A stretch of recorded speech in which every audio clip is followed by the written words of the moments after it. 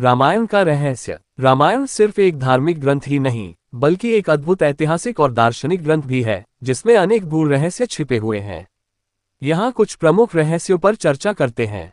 1. रामायण की वास्तविकता। बहुत से लोग मानते हैं कि रामायण एक काल्पनिक कथा है, लेकिन कई शोधकर्ताओं का मानना है कि यह एक ऐतिहासिक घटनाओं पर आधारित महाकाव्य है।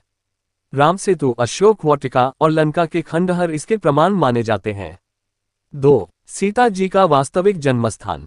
रामायण में उल्लेख है कि सीता जी को जनक महाराज ने हल चलाते समय भूमि से प्राप्त किया था, इसलिए उन्हें भूमिपुत्री कहा जाता है। ये रहस्य है कि वे वास्तव में किस वंश की थीं।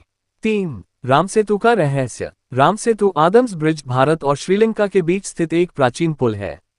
वैज्ञानिक भी मानते हैं कि यह मानव निर्मित संरचना हो सकती है। इस पुल का उल्लेख वाल्मीकि रामायण में भी मिलता है। 4. हनुमान जी का अमरत्व। रामायण के अनुसार भगवान हनुमान को अमरत्व का वरदान प्राप्त है।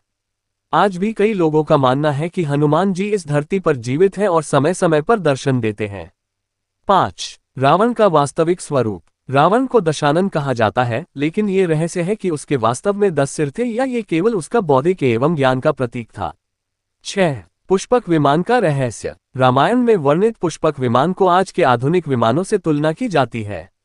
यह विमान बिना किसी पशु या मानव श्रम के स्वयं उड़ सकता था, जो किसी प्राचीन तकनीक का संकेत देता है।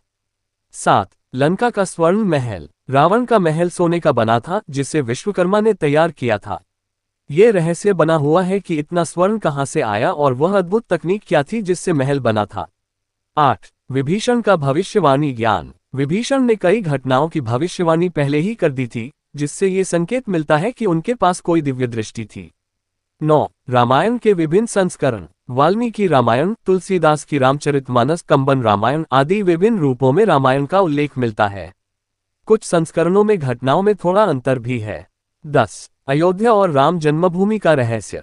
राम जन्मभूमि का स्थान हमेशा विवाद और शोध का विषय रहा है। कई ऐतिहासिक और पुरातात्विक प्रमाण इसे अयोध्या में स्थापित करते हैं।